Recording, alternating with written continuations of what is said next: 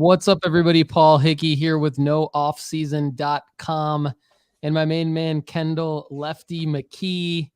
Welcome to the Sports Card Strategy Show. This happens to be episode 74 for those of you counting at home or on the road, wherever you are watching or listening to the Sports Card Strategy Show. What's up, Lefty? How you doing, man? I'm doing good. Had a fun, action-packed weekend full of basketball. It's kind of humbling for me to watch college basketball and realize this probably doesn't interact with most of our hobby yet. But there's a lot of dudes in this in the limelight. It's weird for me to watch sports and not think about their sport card value, I guess, if that makes sense. Yeah, totally. I get it. And but it is kind of refreshing as a sports fan to have something that you're passionate about. And for me, that's the Michigan State Spartans. Oh, here we go. Since birth, I've been a Michigan State Spartan football and basketball fan. And to see Tom Izzo lead the team to 15 Sweet 16s in 25 years has just been an absolute treat. Because there was a point in my life when I was probably, under the age of 10 or 11 when we weren't that good. Like we were just an average at best Big Ten team. And ever since, I was in high school, we've basically been dominant. And so just another big win for the Spartans. I really am obviously happy about that. So my week's off to a good start. Ryan Borusky, what's up? Yep. Spartan effort. Good morning to Brian Steeler 1-4.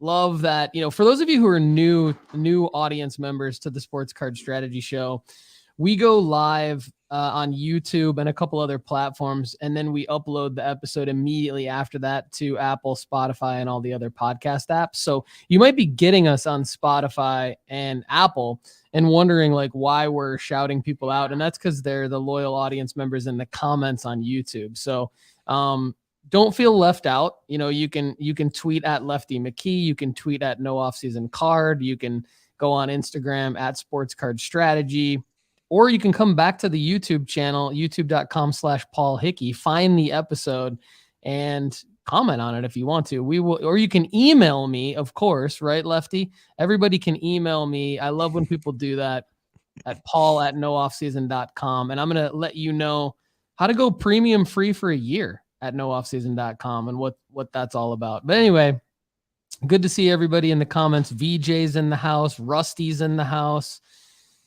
Give me all your Trey Turners. I'm sure Lefty's going to talk about that in a second. Yeah.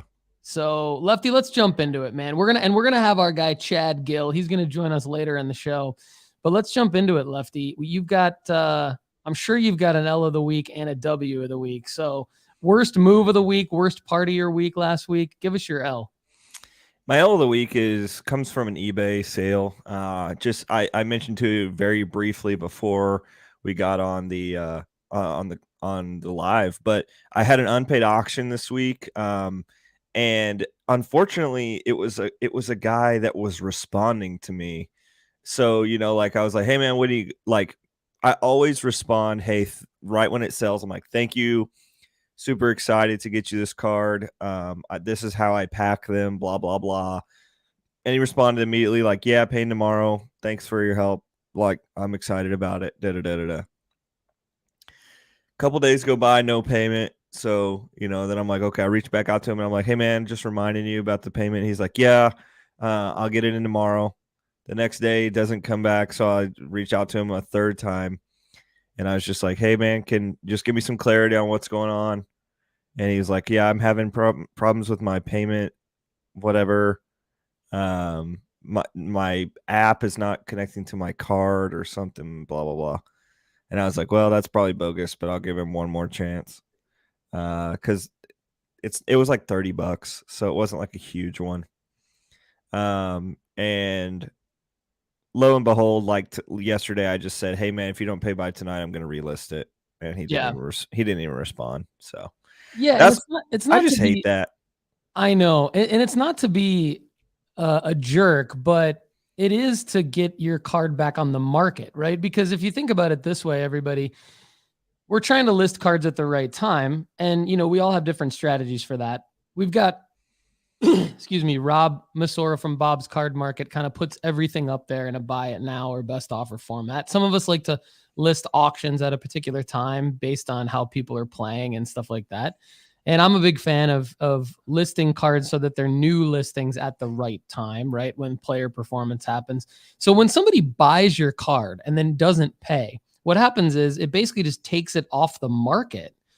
And even off the market for several hours or even a day can really be detrimental to the opportunity to sell that card. So Lefty's not being a jerk when he writes a message like that. What I want everybody to do is, if you can't pay for a card or you bought it by mistake, just let the seller know like right away and be like, I'm so sorry, but I'm not going to buy this. I think that as a seller, I appreciate that more than waiting around for somebody to pay.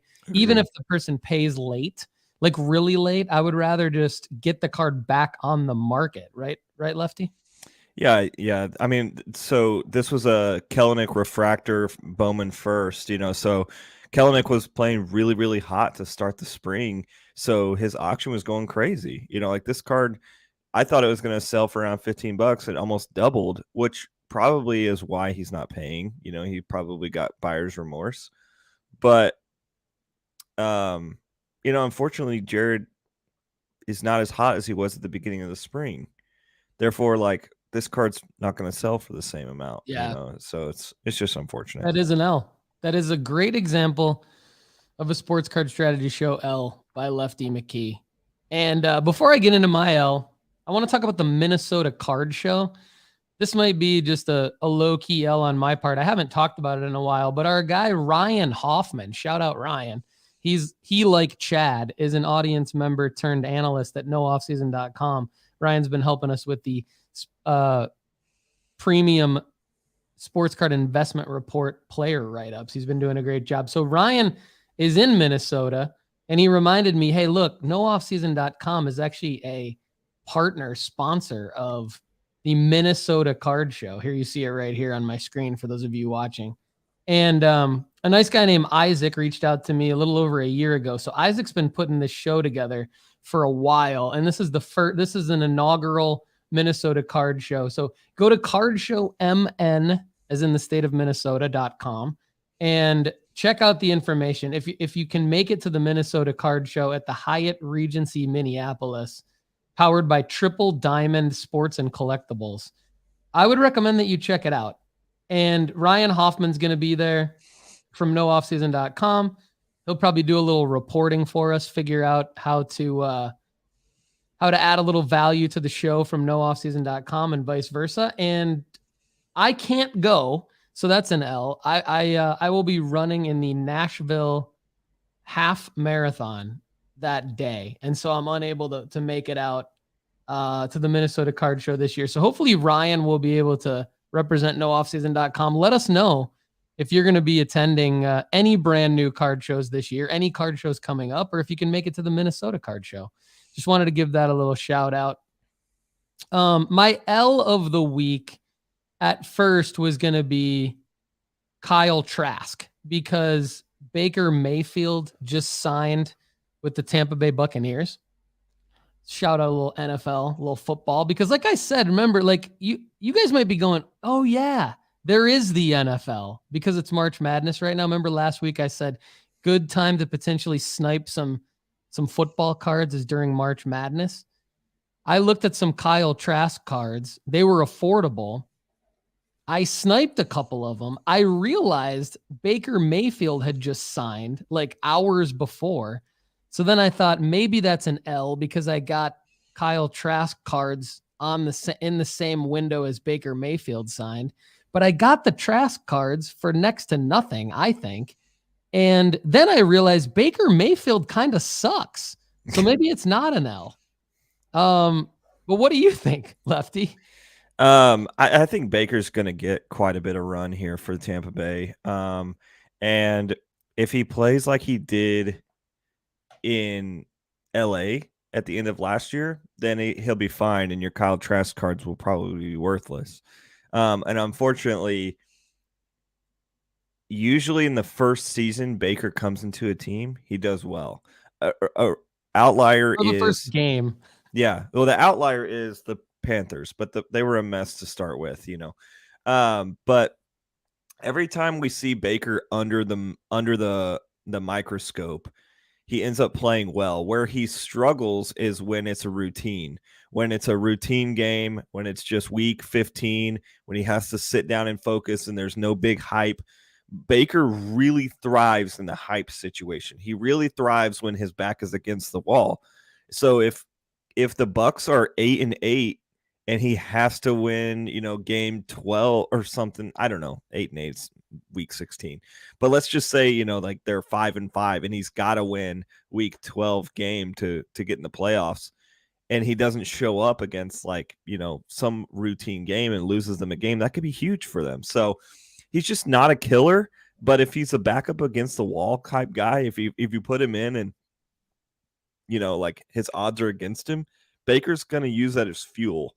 The hard part is when you game plan against Baker, it's really easy. So yeah, we'll see. Exactly. I see Chad Gill in the waiting room back there nodding his head when you're making comments about Baker. So it'll be interesting. Chad, we'll get to you soon. Don't worry. You'll have your chance. I know it's hard. You'll have your chance to comment on all of this towards the end of the show. Everybody stay tuned for Chad's Flip to Fund Your PC segment coming up. Yeah, it'll be interesting. I personally, my hot take is I think Kyle Trask beats him out.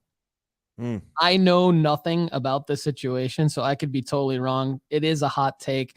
I think Kyle Trask beats him out. My gut tells me Byron Leftwich has been working with Kyle Trask behind the scenes and preparing him. And it's just like a fresh start. We don't know anything about this guy, really. I mean, obviously, he was a second-round pick out of Florida. We do know that. But from an NFL standpoint, we don't know anything about this guy.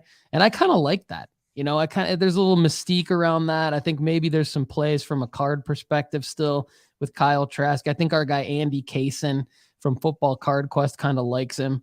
But anyway, good to talk some NFL here on the show there is no offseason for NFL, of course. All right. So I know we've got a lot of people in the comments talking about the WBC.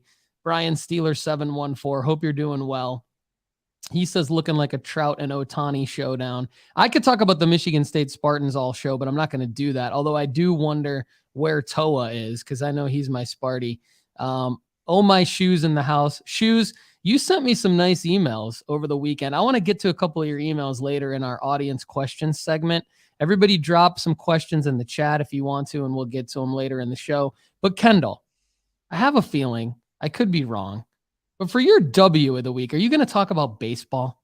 I am, man. I am going to talk about W of the week being baseball. Specifically, I think this is one of the craziest times in baseball. The last couple of weeks, and rosters are really trying to be put together. There's guys that make small additions to teams that end up being big in the season playing out. But this WBC has been just electric to watch. Like it seems like people are very polarized by this. You're either super into the WBC or people think that it's meaningless and just getting people hurt for no reason. And like you see this on Twitter where it's like, man, these just stupid exhibition games, blah, blah, blah. But then there's over 1.1 million people that have watched these games. And so it's just like that. If you stack them up statistically against other games that the MLB could be a part of, like, I think this is the perfect branding for baseball specifically. The MLB has done so much to tank the value of Major League Baseball over the last 15 years. And honestly, they just have made it no fun. It's like the no fun league, blah, blah, blah, which is, it's just upsetting. But the WBC seems like a one step in the right movement. Like you see guys coming and well, first off, can we just talk about Trout for half a second? These are meaningful games for Mike Trout. We're seeing Mike Trout play in a playoff setting and him getting excited when a guy's hitting a single. I literally saw a screenshot of of Trey Turner's grand slam in the game against it wasn't Cuba. It was the first one against Venezuela. So he goes yard, and then Mike Trout's like at the plate, and I was just thinking, we tweeted about it from Just Baseball, but I said, what's unique about this is we see Mookie Betts, we see Mike Trout, and we see Nolan Arenado in the same picture rooting Trey Turner on.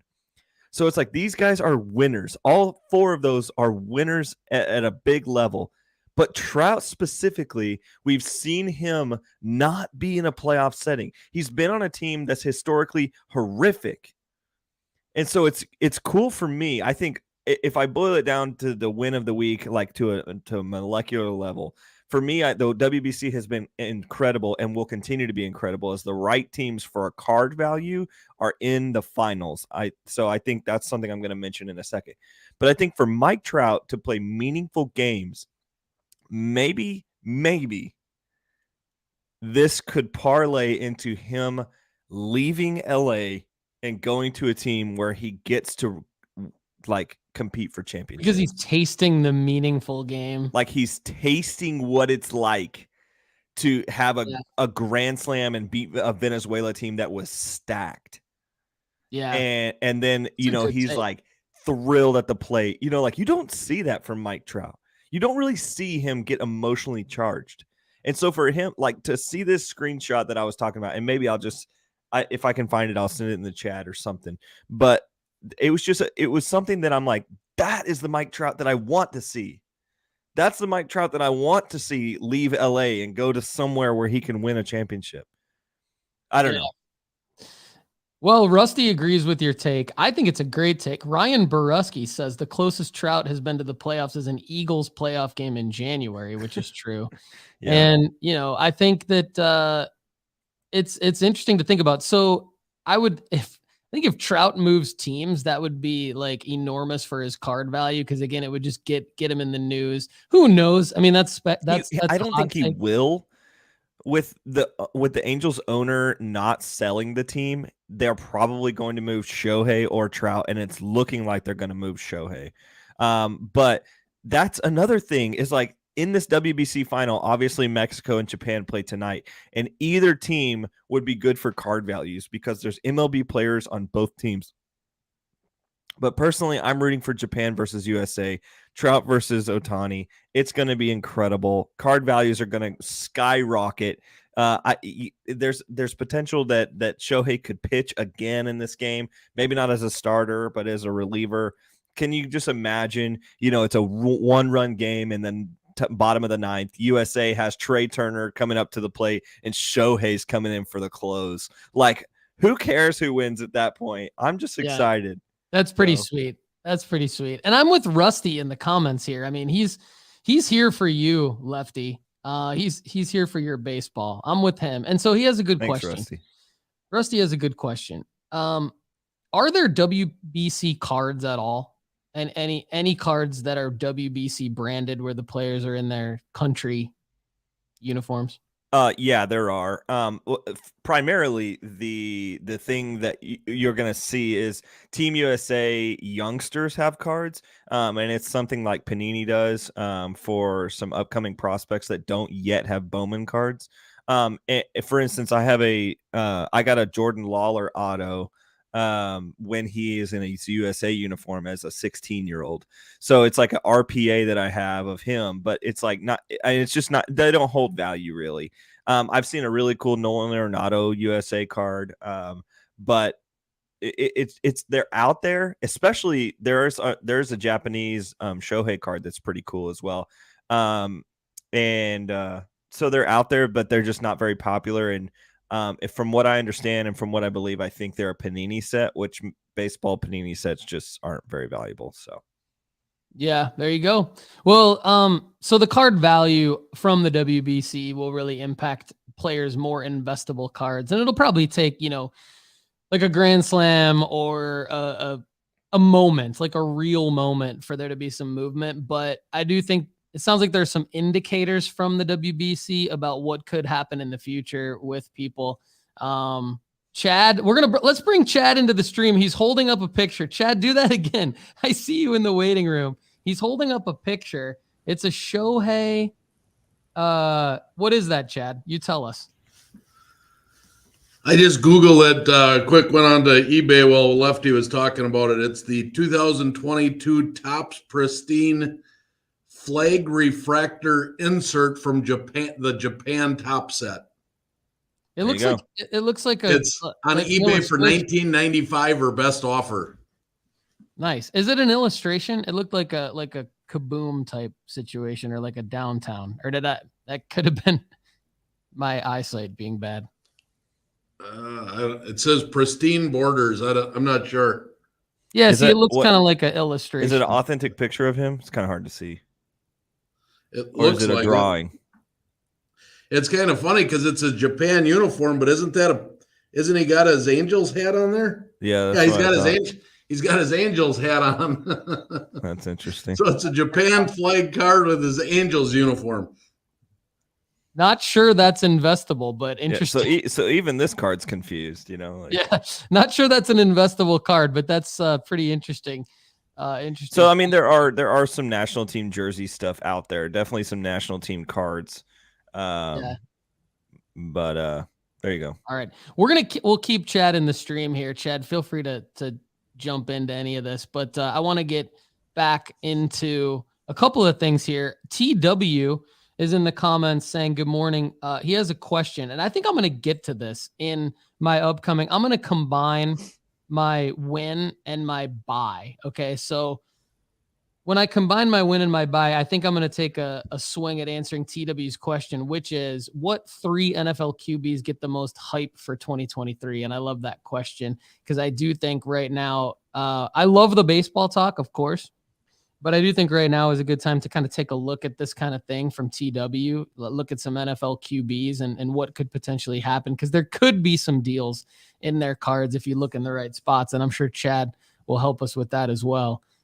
Chad certainly inspired me to do some more digging, which I did over my vacation. So whenever I was kind of chilling with my family up in Michigan and there was some downtime, I was on eBay and My Slabs quite a bit. And I was looking for specifically those SGC 9.5s, SGC 10s, CSG 10s, and even HGA 9.5s with really high subgrades for specific players. And I'll talk a little bit more about this on the premium pod. I'm going to give an overview now, but I really go into detail coming up on some premium pod episodes. So if you're listening to us on Spotify, you can join the premium pod for $9.99 a month and get more in-depth analysis on these plays that I'm making and that other people on our team are making. If you're preferably on YouTube, you could just click the join button and pay the same amount, $9.99, and get that. If you want to join the website for all the other content, email me at paul@nooffseason.com. I'll tell you how. I do post the premium pod there, but the only thing is you won't really be able to get it on the go like you will on Spotify. So anyway, my win of the week is I'm going to talk about a few different things, but I think Erling Haaland scoring 5 goals. I would imagine, I didn't dig into his pricing, Lefty, but I would imagine that helped quite a bit. And I told people to buy him starting in November, right? Remember, I was big on that. Where they ain't, because he wasn't going to be in the World Cup. Yeah. And so, he had a huge August, September, October, on pace to score like 50 goals in the Premier League this season, something ridiculous. Yeah. And his pricing spiked obviously in the fall because of that. A little bit predictable, but not everybody sees it. But I kind of saw it coming, and I said, look, he's not going to be in the World Cup. Now is the time to buy him. I told people to buy him from basically November, December, even into January, when there was way more hype around Messi and Mbappe, obviously coming out of the World Cup. Haaland had cooled off a little bit. Well, now he's back. So hopefully you bought him, and now you're in a situation where there's hype around him again. So I think I wanted to call out Erling Haaland as a win for me, just because as a prediction, Sports Card Strategy Show prediction and a nooffseason.com prediction, that went well. That went my way. And then my buy. So here's what I did. I'm I'm sharing my screen for those of you who are listening on Apple and Spotify, and I'm just going to articulate this as best as I can. So Chad did an amazing analysis for nooffseason.com for the premium members, where he went into a bunch of different stuff where he not only says, like, don't just look at SGC 9.5s to 10s, right? Look at where the biggest price difference is between the SGC half grade and the PSA full grade jump ahead. And so, like, a good example he had on the website at No Offseason was a Ken Griffey Jr. SGC 8.5. If you can get that up to a PSA 9, it's actually like more of a profit margin and a more realistic profit margin than a Ken Griffey Jr. 1989 Upper Deck SGC 9.5 up to a 10. And there's a safer floor. So you got to look at the floor too of that. So again, in that case, that would mean, what does a Ken Griffey Jr. PSA 8 sell for compared to an SGC 8.5 that you would have to buy it? So I'll go into an analysis on the premium pod, premium.sportscardstrategy.com, for those of you who want to look that up. But like, I bought a Joe Montana SGC 7.5. Joe Montana. Going back to 1981 tops. Nice. And so this was just me dicking around on my phone when there was downtime with my family up in northern Michigan. And I just found, like, look, if I can, it's a safer bet to go SGC 7.5 in this case to try to get a PSA 8 with a higher floor of a PSA 7 than there was to go any other grade higher or lower, right? So there was more upside on a PSA 8 and less downside on a PSA 7 for this particular card. And so what I would do is I would set my maximum bid for the only point that I would go past before I would start losing profit margin. And if you're buying on eBay, depending on what state you live in and all that stuff, you got to worry about sales tax and shipping. Whereas if you're buying on My Slabs, you really don't, it doesn't play a factor. So I'm going to share my slabs here in a second, but I'm going to go through this pretty quick. This is who I'm buying. Okay. And I'm giving specific examples.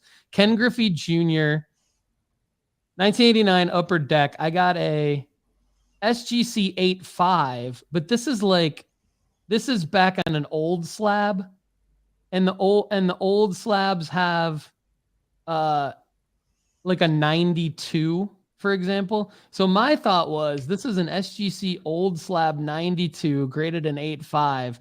This one, Chad can correct me if I'm wrong, but this one would have a good chance at a PSA 9. And so I set my top bid for the top possible price that I could pay before the profit margin would be totally eliminated. Now, the Montana was a better time of year to buy, I think, than the Griffey, because Griffey, actually, if you look at Sports Card Investor or Market Movers, I think this Griffey card's the number one card right now, so it's up a little bit. Not the greatest time to buy this, but I think still with the crack and submit to PSA, there could be some margin. I got an Akeem Olajuwon 1986 Fleer rookie SGC 8. So my thought here is that the PSA 8 is going to be the play that I'm shooting for, $169. Dr. J, old SGC slab, again, like the Griffey. So this was a 92 or an SGC 8.5. Got it for $99. And this is what I mean. So it's $85 for the card, but then I end up paying $99 because of the tax and shipping, and the tax in Tennessee sucks. It's 10%. So that kind of sucks for me. But anyway, I got a Charles Barkley rookie. This is probably one of the bigger purchases I made. $362, 1986 Fleer Charles Barkley. This is an SGC 8.5. Again, an older slab, an 88. So I'm not sure, Chad might have some more experience with the SGC, like double digit grade out of 100 kind of thing. Got a Magic Johnson 1981. This is a second year card. First card where he's the only player on the card. If you follow this, 1981 Topps Magic Johnson number 21, CSG 8. So I'm hoping for a PSA 8 there, $88. And then here are my Trask. So I got a Trask $82 Prism Silver CSG 10. So there's margin there if that actually does crack and get a PSA 10. I got a Michael Jordan. You see, I was kind of bored. I made a lot of purchases. CSG 85 1988. This is the All-Star Dunk card where it's a 1988 Fleer number 120. So it's the All-Star card where he's dunking. But this one sells for a lot in a PSA 9. So if I can cross over this CSG 85 to a PSA 9, this would be a great play. And then a couple more. I mean, a lot more. Another Magic 85 SGC. Another Trask CSG 10 silver photo variation. Another Ken Griffey Jr. 8.5. So anyway, I got a lot of these, and some of them have already shipped to the house. But the My Slabs, I just want to hit on this real quick because this goes to TW's question. So I think a couple of the most hyped up QBs going into 2023 are two of them are going to be obvious answers that I really, really like. Jalen Hurts and Joe Burrow. So I've been looking at Jalen Hurts and Joe Burrow specifically to Chad's point. This one shipped to the house already. It looks like a PSA 10 for sure. CSG 10, just a base Prism Jalen Hurts. There should be some margin there on a $100 card. And then an SGC 9.5 for $50. So I like the My Slabs play because you don't have to pay shipping or sales tax. You can still make offers. You don't get the auction, but My Slabs pretty solid platform. I really, really like it. And I think the third guy who would be the most hyped up going into 2023 TW that I don't necessarily like is Brock Purdy. I think that Brock Purdy is going to get like way too much unnecessary hype to where I'm not convinced that the hype train is real for him. I think that there's Trey Lance still there. Jimmy G happens to still be there. I'm not sure for how much longer, but I would be selling Brock Purdy this entire offseason, especially in August. If there is real hype around him being the starter, I just don't think that they punt on Trey Lance completely after being the third overall pick in 2021. So those are my three. I might be missing somebody. Kendall, let me know if you've got somebody that I'm missing, but I think top three most hyped up QBs. I'm buying two of them, Jalen Hurts and Joe Burrow. I think the third one is going to be Brock Purdy, and I'm steering clear from him. Yeah, I'm going to add Trevor Lawrence to that group just because you guys know that I did a pretty hefty investment, I guess, for me in him over – actually, it's right here. Yeehaw. There he is. Yeah. And so I got Trevor Lawrence rookie ticket auto, and I'm really excited about his projectability, especially with the Jaguars team that's figuring some things out. So I'm still investing in him right now. Oddly enough, like there's a couple of guys, I think Chad said this a couple weeks ago. There's a couple of guys whose numbers have not gone down. And I think that is it's not a great buying situation, but it's good for their values long term. I think about Burrow. I don't think his value has slipped at all. I don't think Lawrence's value has slipped at all. Jalen Hurts, probably his value has not slipped at all. Those people that are investing in those guys are smart. There's other people out there that see these, 2 or 3 quarterbacks as guys that are going to lead the future of the NFL. And so we're going to have to pay a premium for them unless one of them gets injured. And then at that point, God forbid. Yeah, and Dak Prescott's another guy that I've been buying on the SGC. There is a price difference between his SGC 9.5 2016 optic and his PSA 10. So there's some margin there. And quick shout out to Scott Goldsmith, who emailed me. He's an audience member. And he said, based on Chad's information, I actually went and started looking for certain 9.5s and 10s for CSG and SGC. The two that I focused on were Dak Prescott and Jalen Hurts. And then I dropped those guys in last week's show. So he and I, apparently Scott and I are maybe hurting each other. Yeah. Yeah, we probably are, but we were laughing about that. And then, I'm wondering, My Shoes just dropped a question, Chad. He took your advice and used pantyhose to clean a card, and he submitted it to PSA. Do you think on these ones that I'm cracking, like, is that a rule of thumb? Should I do that each time, or should I check the surface first? Does it depend on the surface? Like if I've got a HGA card with like 9.5 centering and 10 corners, but it's like a 9 or surface, is that an indicator that I should clean the surface, or what do you recommend people handle that? I clean all of the cards. I just want to make sure that they're free of fingerprints and light scratches, and so every card, whether I crack it or it's raw, I clean them all.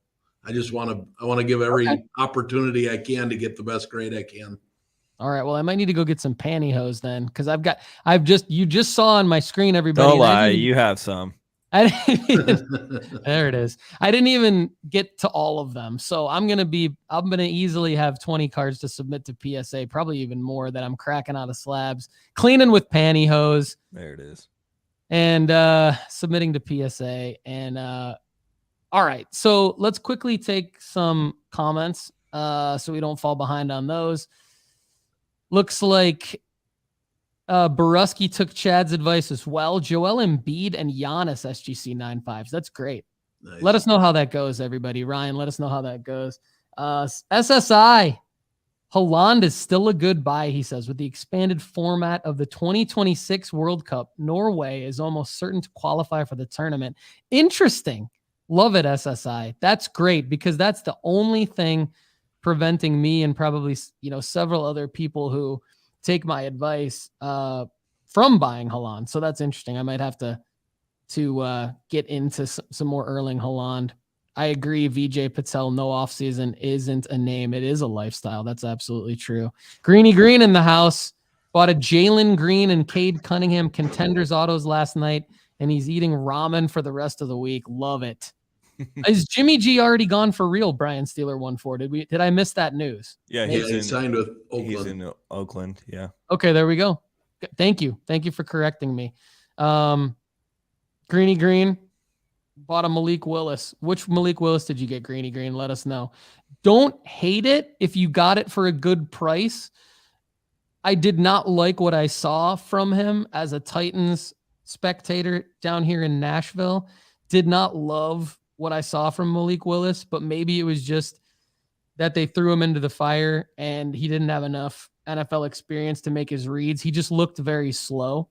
So hopefully Malik Willis can turn it around, and hopefully that's a good investment. But I think it would depend, obviously, on what card you bought. I know you're smart, Greeny Green, so you probably bought a good-looking card and everything. I was going to share, guys, my PSA submission. I got 4 PSA submissions back while I was on vacation. Luckily, FedEx left them at the house and didn't bring them back, even though they were signature required. Have you guys ever done this? I left a note on my door to the FedEx person, and they just said, leave all FedEx packages, because you don't know when PSA is going to send them back. So I'm like, crap, I'm going to be gone for a week. 3 or 4 PSA submissions are going to come back. I don't want to have to then go to a FedEx location and pick them all up. They left them on my porch, and they were intact. I was going to share the PSA submission in today's show, but we're not going to have enough time. So I'm going to share it on the premium pod. Again, that's premium.sportscardstrategy.com to check out the premium pod. So let's move it along here to Kendall. Who are you buying? Yeah, so I've tried to make some sneaky plays this week. I've tried to take prospects that I was really into previously and bring them back into my fold, considering, trying to dig back a little deeper. So I actually took a shot on a guy that I think he's had some injury history, but he has some pop, and he's on a team that I think he's going to have some decent run with. So I ended up buying a PSA 9.5 with great subgrades. Bowman auto of Alex Kirilloff. So he's a guy that's a little bit deeper. Obviously, a lot of people don't know. Either they don't know who he is or they don't believe he's going to be something. I got this card for so cheap. I got this card for $30, and it's a PSA 9.5 Bowman Chrome auto. So it's like, it really can't go down any more than this, And I think Alex Kirilloff will have some run this year. So I'm just going to wait for him to do something amazing. And if it doesn't, I was willing to go to a 9.5 Bowman Chrome auto for $30 of a player that I think could pop off. So he's a guy that I've been kind of sprinkling in.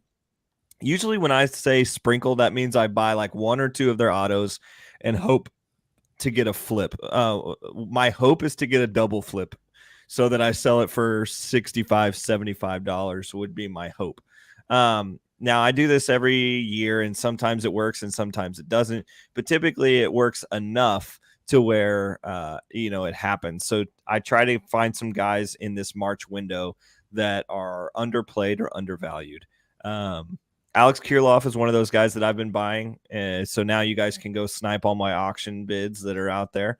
But another guy that I'm buying right now is, I would say that Haaland is a buy right now. It's hard because some of his massive cards are like $99,000, $100,000 bids already. Like people are investing huge in this guy.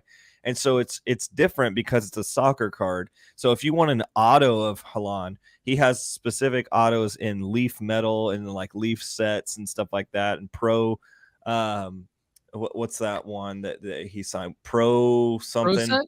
Yeah, he has a pro set auto that's out there. But there are other inserts that are out there for him that you can go get that are like, I would just go get something that's a PSA 10 in his Dortmund uniform. And that would probably go up depending on your price range. You could find something in that price range. I would find something in your price range if you're wanting to. Don't overspend because you easily can with Haaland. But just find your margin and kind of go sit in that and find your like a nice card that you like in that scenario. Another thing is, I watched this F1 race this weekend. Saudi Arabia was an awesome race. And unfortunately, there's a couple of guys that I think got the shaft because of some rules that were implemented either in qualifying or in not necessarily rules specifically for all these drivers. But I think there's some value to be had with Logan Sargent and Oscar Piastri. Both of them haven't necessarily raced super well, and they've obviously gotten some dings to start the season, but both of them have ran at times laps that you can see the potential that they both have. Logan Sargent is also American, so if he does anything well, people are just going to hype him like crazy. And so he had an incredible Q1 qualifying time that got it got nixed for a small infraction that he had that I thought was kind of funny. But he was running really good times. And then he finished the race and he didn't do incredible. But I see the potential there for him, and I'm sure his autos are pretty cheap. Oscar Piastri as well is a guy that I'd be looking into because that McLaren team is struggling right now, but you can see Oscar's potential. We've talked about him a lot, but I think if you wanted to buy in at this point, it would be safe for a long-term investment. Yeah, I agree. He finished the race, and everybody, like, if you're watching F1 Drive to Survive, or if you already watched it, like, there's multiple people that in that series said that they see him as a future world champion, and they're legit team principals and CEOs. So they're not just going to say that lightly. And I mean, that's what was said about George Russell. And it took George a while to win his first race, but like, it'll take Oscar a while. But I do agree, Lefty, that he's still a guy, and now would be potentially a good time as there's just less hype around him, and his prices have come down quite a bit over the last year. Depending on when you bought him, you might have been able to make some money off of him, but it looks like he's kind of plateauing out pricing wise, and he's the same guy. Like, there's nothing different about him as a driver other than the fact that he has more experience now. So a couple other buys that came in through the comments. Thanks everybody for sharing your buy. Oh My Shoes making some buys on Jalen Green, and we had Lenny Levine in the house. Good to hear from you, Lenny. Hope you're doing well. Buying a lot of older cards. Well, he's talking about if he buys older cards, he notices a lot more scuff marks, like the 2012 to 2015 Prism stuff. And VJ got a Jude Bellingham SGC 9.5, trying to pull the Chad move of getting the 10 out of that, ready to crack. Greeny Green update on his Malik Willis as a sticker auto out of 23 for $60. I don't hate that that could definitely pay off for you. Will you go to Southern Soccer's? I actually want to talk about this. So I have the Salzburg kit card from Halan, and what I've noticed, and I'm curious to know what his thoughts are, is what I've noticed is that it does not move at the volume nor at the level that you would think a typical rookie card is. And it seems like people just don't know that that's his first card, and that they're just like, hey, that's not a yellow kit. The first, he was super young when he played for Dortmund. That doesn't look right. And so it seems like because the audience is mostly ill-informed in terms of his history, it seems like the Salzburg kit doesn't move for the price that it should, nor the volume that it should. And so I have a PSA 10 of his Salzburg kit, which is it's fantastic. I love it, and I love it. But I'm wondering if, investability wise, it's better to have him in that yellow kit that just stands out more. I don't know. That's why I said it. So yeah. It's interesting because I think that, like, again, this speaks to me, like we talk a lot about, you can't force the market to do things that maybe it should do that it's not doing. So this could be an example of that, where like it's frustrating because that should be the card that's going. But if you're SSI, maybe you are just PCing it anyway, and you like that it's less, and you're okay holding it. Or it's a huge opportunity if you have patience. Like, I don't have patience, so I don't know that I would go get one, because I would want to sell it like within the next 6 months. But if you have patience and you have the hypothesis that like one day the market will realize that this is his true first card, his true rookie card, then that seems like an amazing opportunity. So for those of you listening, that could be a great one to go buy, courtesy of Southern Soccer Idiot. And I totally agree. That one's on my radar too. So thanks for calling that out, guys. Really appreciate that. All right. So my sell of the week is courtesy of one of the two men who have joined me on this broadcast, and that's Chad Guell. Chad submitted a great sell of the week for the website, and we don't have a player profile for him. So I said, you know what? I'm going to make this guy my sell of the week on the show and shout out Chad. And that's D'Angelo Russell of the Los Angeles Lakers. So Chad did an analysis, and there's way more Chad analysis on the website at nooffseason.com. But basically, the move back to the Lakers has been a good one in terms of D'Angelo Russell playing solid ball and helping the Lakers get back into contention for a playoff spot. He's averaging 17 points, 5 rebounds, 3 assists for the Lakers. Obviously, a much bigger market than the Minnesota Timberwolves. And the hobby has definitely taken notice. You can see, if you're watching, there is a solid spike in D'Angelo Russell card value. This is his 2015 Prism Silver PSA 9 is up 567% over the last 60 days. That's a change of $85. And that's huge. So if you've been holding Russell, or you bought Russell prior to the trade deadline, good on you. I would go ahead and sell him right now. And I think Chad agrees based on this analysis. And like D'Angelo Russell, not a guy that I would want in my PC. I don't know. Maybe there's some of you out there that are collecting him. I don't know how many of you actually are holding D'Angelo Russell cards, but I think this is the kind of thing that you need to take notice of. Players that have an uptick in value, you might have them sitting around, have them listed, go list them in an auction. Do it now, before, like, while the Lakers are still in contention, because who knows what's going to happen. And if you want to get more of this kind of data from market movers, you can go to marketmoversapp.com and you can use the promo code NOOFFSEASON to get your first month for only $1. So Chad, I don't know if you have anything else you want to add around your D'Angelo Russell call, but thank you for that. And thank you for the good sell of the week there. You're welcome. Yeah. You don't always have to have a profile on the cards to, make it a buy or a sell. Those are kind of our top 50 or 25 or whatever, that we're recommending for investability. But from a flipping standpoint, when a card goes up 200 or 300 or 400%, don't wait, get rid of it. Absolutely. Absolutely. All right, Lefty, who are you getting rid of? Man, This is hard because I think with with everything I've said previously, it's it's gonna sound like, you know, that I'm talking myself backwards, but I'm getting rid of Mike Trout right now. I think he's going to have a lull during the season and the Angels are going to suck. And so everybody is just like, man, this is awesome. And then I'm also holding Trey Turner because I think that his value is going to continue to rise as he continues to play for a Philly team that's probably going to go back to the World Series, or at least back to the playoffs. So those are the guys that I'm looking at right now. I would sell Mike Trout. Nice.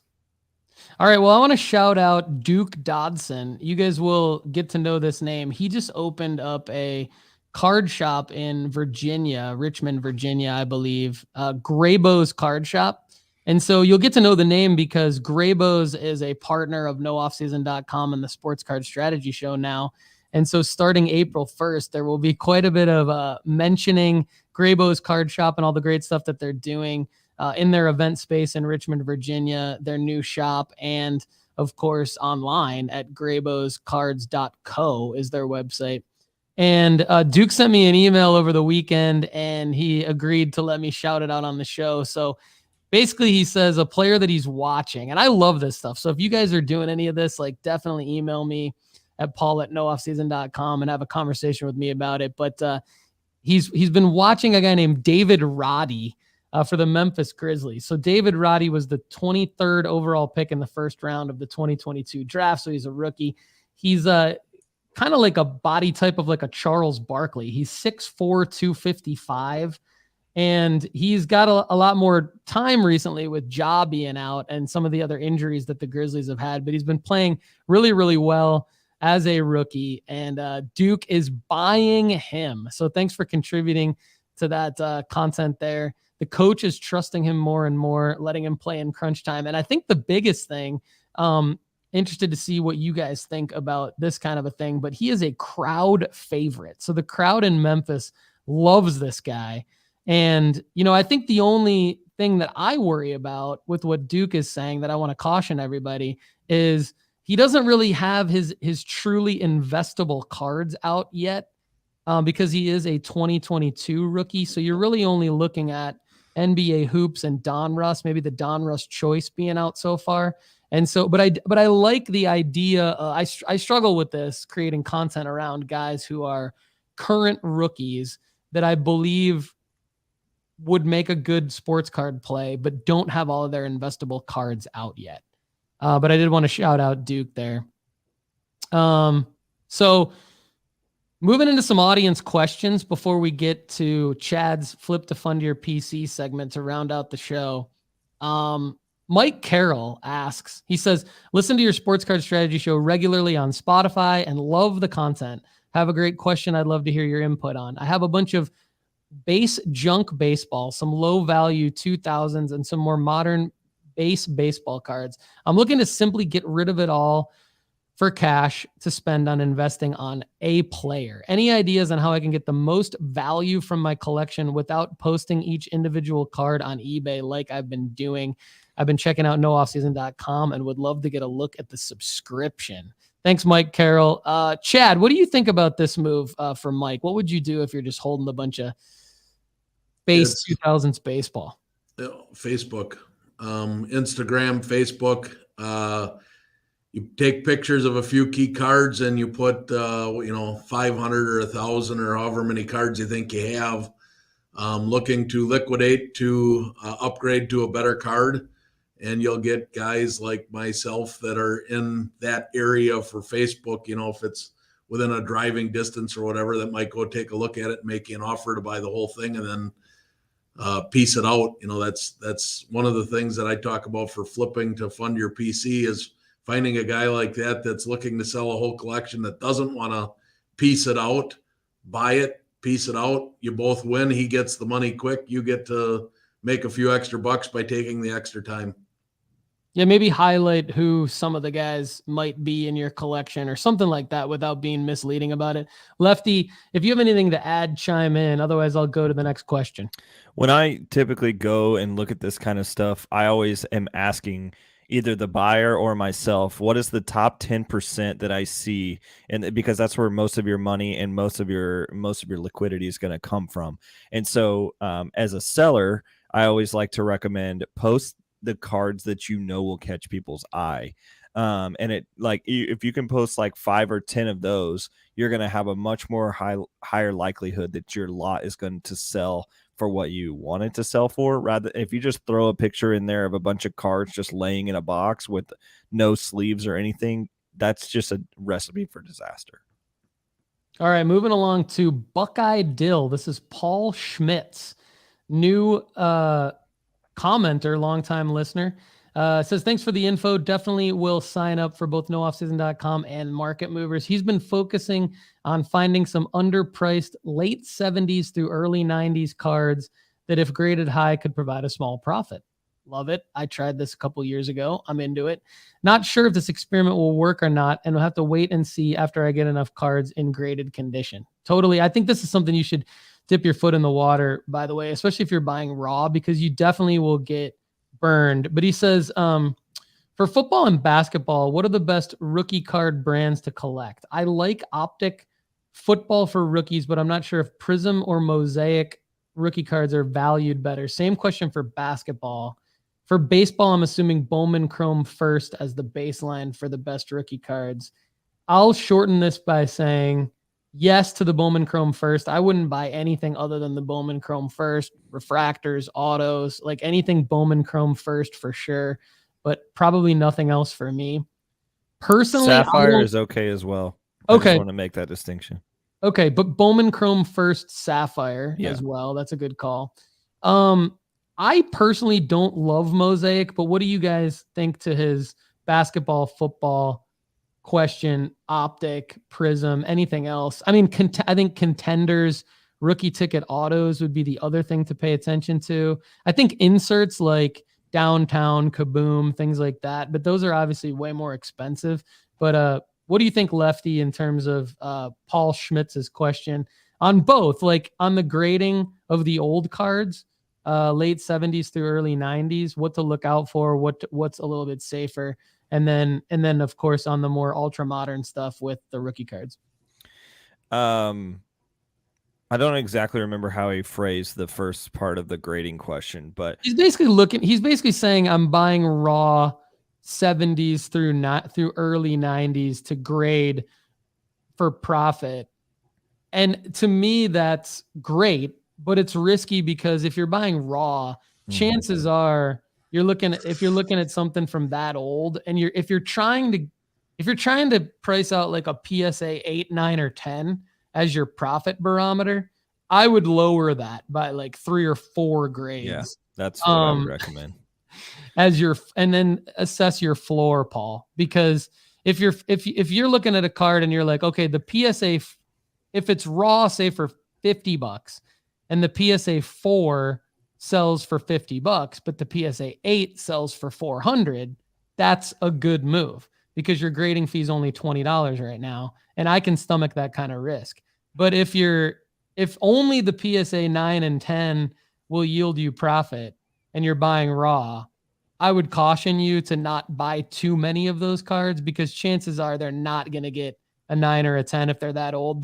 They might look like a 9 or a 10 from like a centering perspective on the eBay listing, but realistically there's some scratches or some soft corner somewhere that's going to bring it down to like a 5 or a 6. That's my experience. Yeah, I think the most nervous thing I get about about that era is altered cards. So like shaved, cut, or something altered cards. We've seen that. Paul's had experience with that where he sent cards off to PSA and they came back as not authentic or altered.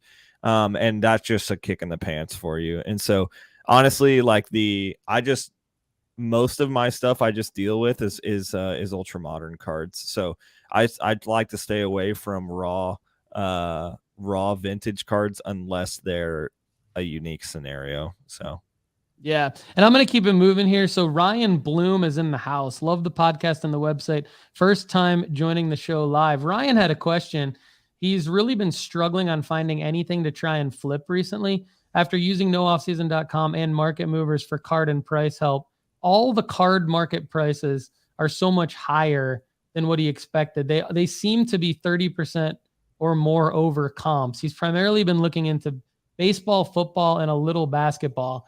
Ryan says he's been looking at Jalen Hurts, Optic and Prism rookies, Bobby Witt Jr. tops parallels, and current prospects first Bowmans like Jackson Churio and Ellie De La Cruz. I think so. Let's help Ryan with what to look for and maybe how to find better pricing.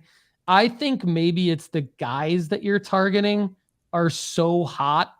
Like those 4 names you mentioned, you probably have people pricing them with stuff baked in based on the interest. So Kendall, how do you recommend Ryan maybe handle something like this? Is it simply waiting on these guys, or is it targeting different guys? How would you go about this? I mean, if those are the guys that you want, you're just going to have to pay more or buy a card that is less than, like, if you want like a Bowman Chrome Auto, you're going to have to pay a premium for that, because those are guys that the average guy is going to know. What I really try to focus on is finding names that most people don't know yet, and that's where you're going to make your massive profits when you're prospecting. So, like, Bobby Witt Jr. is a household name at this point. Ellie De La Cruz is probably a household name at this point. In terms of, okay, maybe not the average middle schooler knows who they are, but what I'm saying is, like, the average card collector and investor does know who they are. So what you wanted to do is go a little bit deeper for a guy like Mason Hour or something like that. So it's like, if you want to make money in this hobby, you're going to put in the research. And we do have those names on our list as well. Of course, if you can afford to get into a Bobby Witt Jr. or something like that, we recommend you still do that. But if you're going to make large margins on cards, it's going to be guys in the second. Think about a tier change. Buy a guy in a 3rd tier. If he's going to a 2nd tier card, you're going to profit on that change. Think if you're buying a 2nd tier guy and he pops into the 1st tier, then you're going to make money on that change. And so that's kind of what I've been thinking on. For instance, like buying an Ellie De La Cruz for $1,000 and then selling it at $1,200 is not as fun for me as buying an Indy at $500 and selling it at $2,000. And so it's just like, that's just the difference, I think. Yeah, and from a basketball perspective, Cam Thomas is probably my best example off the top of my head for me. Like, I bought him for $25, 3 Contenders rookie ticket autos. Some of them were numbered out of 99. Had him graded at PSA for S's and giggles and got PSA 8s on all of them, but it didn't really matter because when he dropped 40 points 3 straight games, I sold them all for a massive profit. And that was more fun for me than Kendall's example of buying a really well-known guy. So I at nooffseason.com, this is a shameless plug again, but like that is what it's there for. Literally, I created that website for those types of plays, Ryan. So hopefully you can find a guy in our baseball card rankings, football card rankings, basketball card rankings where you're like, I don't even really know who this guy is. Read the player profile and maybe invest like $20-$30 in a guy like Kendall's saying, rather than going for the big guns. And then maybe that gives you some money. Chad's going to have some tips to fund your PC to give you some more money anyway. I mean, I gave a guy earlier in the show that was pretty good. So go look at Alex Kirilloff. Yeah, exactly. And so Andrew Jasper gave a shout out. I just like Christian Encarnacion Strand was a guy that Lefty added to our baseball card rankings. And Andrew Jasper followed that advice. And Andrew emailed me with basically like the profits from that. And he did a really good job. So shout out to Lefty for updating our baseball card rankings. And that kind of goes along with what Ryan's saying. So definitely a shameless plug there, but that is literally what we're doing. So thanks, Ryan, for emailing in your question and for being on the live stream. Hopefully that helped. Got a question from Instagram from Matt, Duck River Collectibles. Actually, this is not a question. This is a tip. So I wanted to read it on the show. He's talking about basically the eBay standard envelope to where for 60 cents, you can toss in a top loader into any envelope, get a USPS tracking number, and put it into any blue U.S. Postal Service collection box so that can save on the shipping. Is that still a thing, guys? Chad and Kendall, I know you guys are doing this. It is, but you have to do the $1.08 one now. You can't do the 60-cent one anymore because as of March 1st, the USPS changed that up, and it becomes, if you put a top loader in there, it becomes non-machinable, and they will kick it back. I had, in 1 week, I think I had 19 envelopes come back because I didn't know about the change. And fortunately, eBay refunded me all of those postages so I could send them correctly with the $8. But you have to put in red ink, non-machinable, and it's got to be $1. I just do the $8 so I get the tracking of the standard envelope, but you could essentially put a $1 stamp on it and put non-machinable. You just won't get the tracking then. Gotcha. Okay, so it's a little bit risky, but it can save a few bucks. Thanks, Chad, for the clarification. I had a feeling you guys would help. And thanks to Matt from Duck River Collectibles for submitting that via Instagram at Sports Card Strategy. Oh My Shoes is a loyal audience member. Let's give him a quick shout out before we get to Chad's segment. So he made his first sale. He sold this lot of Paulo Banchero cards for $15. Congratulations. He is a card seller now. And he's also looking at Drew Timme. I wanted to talk about this real quick because I'm not sure how I feel about it, but I like, this goes along with what the listener a minute ago, Ryan Bloom, was talking about and what Kendall was talking about. So props to Oh My Shoes for going a little deep here. Drew Timme is a well-known player from Gonzaga, but he's projected as a second-round NBA pick.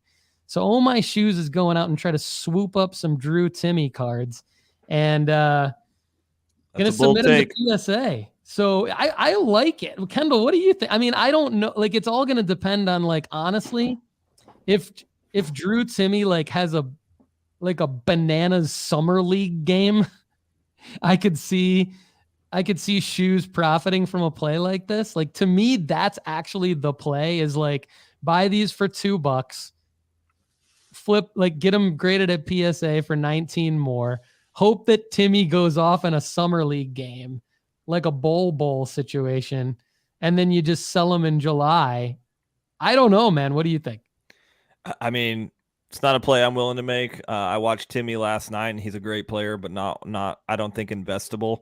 But at $2, what do you have to lose? Yeah, exactly. All right. Well, many other directions we could go in, but let's get to Chad Guell for his flip to fund your PC segment of the show. Chad, what do you got for us today? Well, I've got a couple of things. One thing, we've got such good listener audience participation. I didn't get a chance. I had a question, or I wanted to talk to Lefty about as well, was, and this is for everybody, but I wanted Lefty's take on it. I think that for everybody looking for a flip opportunity in the 3 to 6 month range, there are incredible opportunities with all of these top players that did not make the big clubs that I thought many of them were, like the way that Christian and Carson and CES, the way Strands was mashing the ball in spring training. I get Joey Votto's at first base, but I mean, you got a DH spot, you got a third base. I mean, could they not have found a spot for that kid? I mean, that kid was just incredible in spring training. So he got sent down. So I'm going to be watching his stuff closely. I think it's going to take a week or two, but the shine's going to come off the ball and those cards are going to dip a little bit. Ellie De La Cruz, his Bowman first non-auto PSA 10s are already down 15% since he got sent down last week. So that's the type of stuff, especially for Ryan, who asked that question earlier. Where are your flipping opportunities? You get guys like that were a guy like myself. I thought Ellie De La Cruz and Christian Encarnacion Strands was going to make the big league club because the Reds aren't that good. So I thought, what do they got to lose? And those two getting sent back down, and Ellie De La Cruz's cards already down 15% in a week. Now this is the non-auto. Some of the stuff is still up. Strands cards are still rising. I think he was so incredible. Maybe his cards don't see the dip, but a guy like Ellie De La Cruz, he's going to get called up, whether it's June or July. De La Cruz is getting called up this year. There's no way he stays, barring an injury, there's no way he stays in AAA. Would you left. Yeah, Ellie will make an appearance at some point this year for sure. A lot of this has to do with contract and playtime manipulation so that they can keep them longer. So they'll bring them back in May so that it doesn't classify as a full contract season, which is a big part of why the collective bargaining agreement took so long a couple of years ago, as clubs were not bringing guys up when they wanted to so that they could afford their contracts like for an extra year. But I think additionally, there's a guy on this team that did make the roster that's holding Encarnacion Strand back from them making big, like a big rookie movement. Because like what you don't want to do is you don't want to throw all these rookies in at the same time and then they get fatigued by having a lack of success. And then you see them like there's like this big thing in baseball that if you bring a guy up too early, he gets mentally he doesn't do well. And then they collectively do bad. And then they take a long time to get kind of rising. And so you want to bring a rookie up actually when your team is doing well so that he can come in, and baseball's contagious. I don't know how to explain that, but hitting is contagious. And so if you have Ellie De La Cruz and Encarnacion Strand on a team with a guy like Steer. So for instance, Spencer Steer made the roster ahead of both of them. He's probably going to be their starting third baseman, but plays some first base. They also signed, or they still have Joey Votto. They're going to give him all the run they can because he's a classic player for the Reds. But then they also have Will Myers on the team now, who is going to float between right field and first base. So Tyler Stevenson will probably also play first base this year. So it's going to be a collective unit out there, with Stevenson coming off an injury and being a probably top 20 catcher in Major League Baseball, but also like just being a guy worth investing in. They don't have to bring these guys up so quickly because Spencer Steer and Tyler Stevenson are young enough that they'll probably transition enough into first base that Encarnacion Strand is not going to be relevant right away.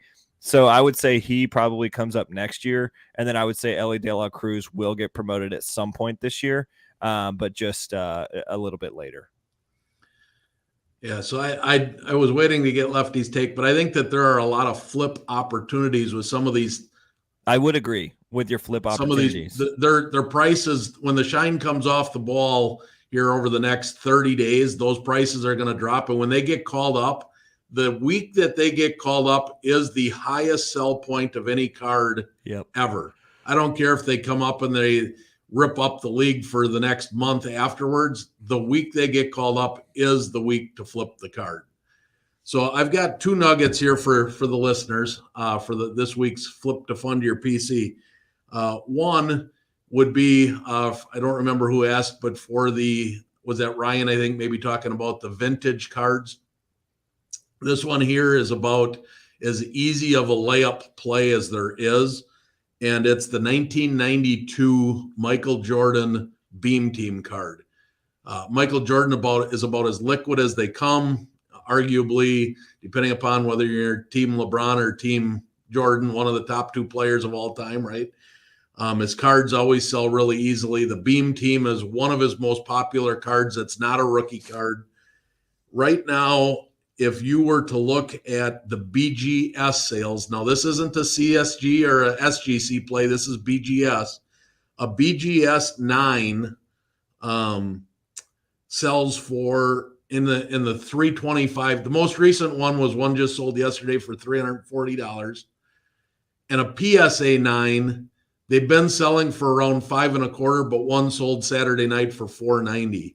That's $150 profit margin. Now you could go the way of Paul and not crack the card and send it in, letting PSA know that BGS thought it was a 9, but you're not trying to go up a half a grade here. You're just going lateral from a 9 to a 9. And most of these companies grade similarly enough that should be a layup. Going from a 9 to a 9, you're just trying to get it into a PSA slab.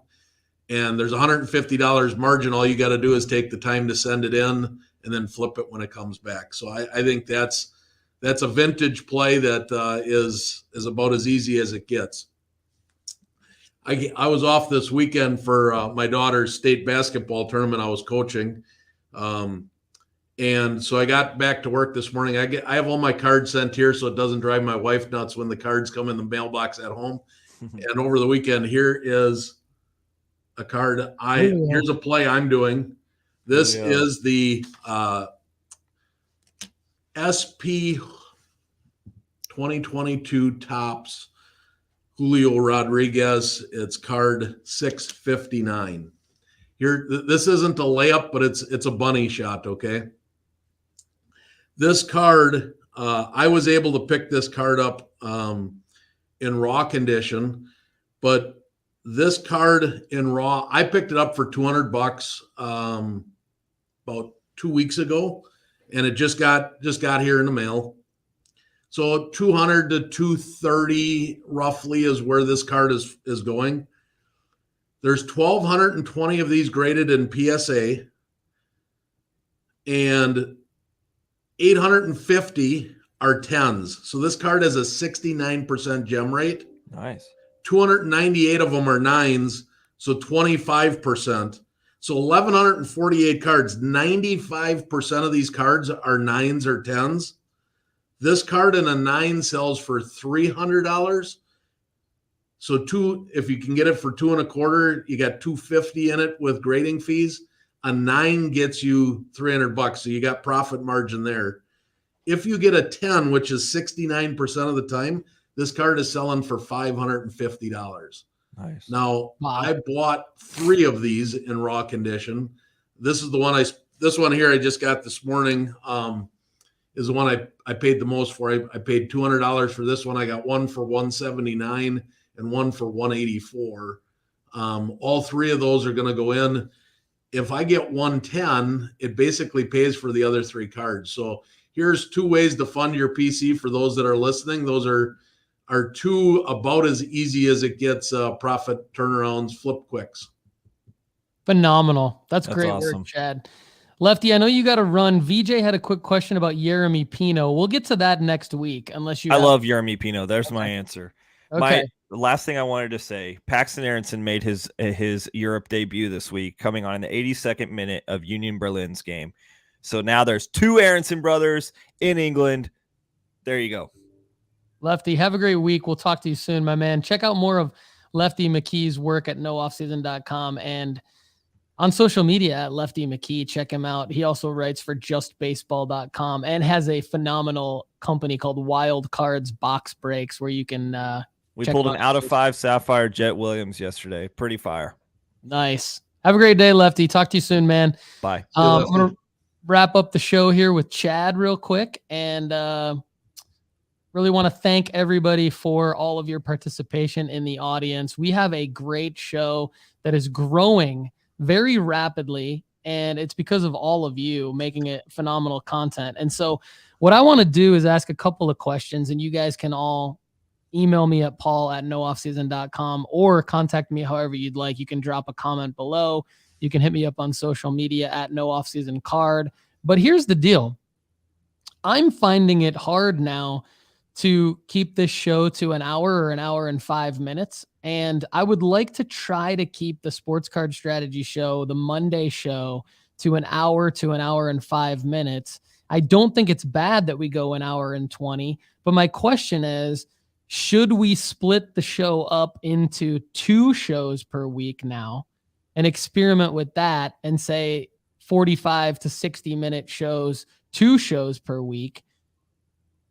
That way we can have more segments related to getting to all the comments, getting to all the audience questions, and getting to some of the stuff that we think you should know about.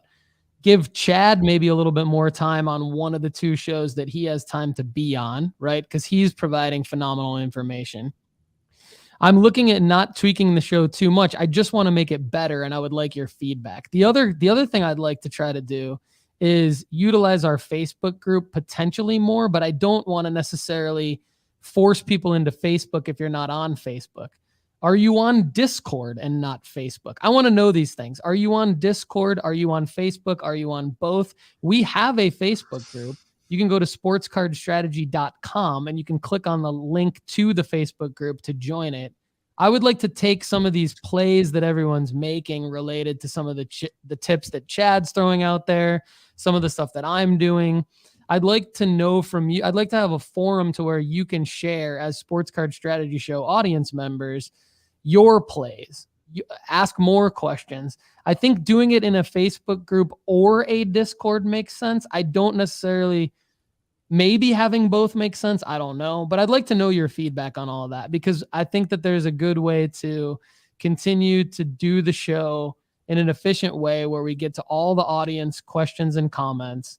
We give everybody some love, but then we also don't feel rushed to get the show done in an hour or, whatever. So just let me know your feedback. How can we improve the show? Let us know what you think. I'd really like to know. And Chad, I don't know if you have anything to add along those lines, your thoughts, because you're an audience member turned analyst here. So anything that you'd like to add before we sign off today? We've got TW here saying 3 to 4 shows weekly would be better. I love it, TW. Thank you. That means a lot to hear that.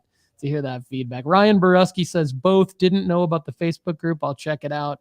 Oh My Shoes says whatever helps get more shows out. Love it. Yeah, I would agree. Whatever the audience members want is we're here for them. We're growing because of them. I'm here because I was once one of them. And this was my shameless plug. This was my favorite podcast or show to listen to because it was the most engaging and entertaining, and as well as educational. Made some good money off of some of the tips from you and Lefty, and even the football, basketball. Andy Kaysen, yeah. I'd love to get on one with Gary. I message him back and forth once in a while. We could do that. Gary and I are coming. Gary and I have a show tomorrow. We have a show tomorrow at the same time. We're going to do a basketball card strategy show tomorrow. So if you want to come on, if you're available, Chad, we can get you on that. I can send you the link to join. All right. Yeah, I'll have to take a look and see if what my schedule looks like for tomorrow. But no, whether we do it for an hour and a half, or you change times, or you split shows, or maybe I go, maybe I'm not an every week thing. So I'm not, I think my segment here is what's kind of pushed us out a little bit further. So, maybe I'm every other week or every once a month thing, and I just participate like everybody else with the comments, the other 3 or whatever. Whatever the audience wants and whatever we can work out. It seems like the audience wants more Chad. So you and I will just have to work offline to figure out how to keep you in the regular rotation of this show, and then maybe Lefty and I add a second show without you during the week to talk about some other stuff. But I think having you as part of this show has been great. I think the audience agrees, but definitely let us know your feedback. And thanks again, everybody, for making the Sports Card Strategy Show what I think is the best sports card podcast out there. Let your friends know about us, and that'll only help us grow and do more great content for all of you. But thanks again, everybody, for watching and listening to the Sports Card Strategy Show. I'm Paul Hickey with nooffseason.com. He's Chad Guell. We had Lefty McKee, who had to jump. And everybody have a great day. Have a great week. We'll talk to you soon. Thanks again. And I think it's time to cue the rock music. Cue the rock.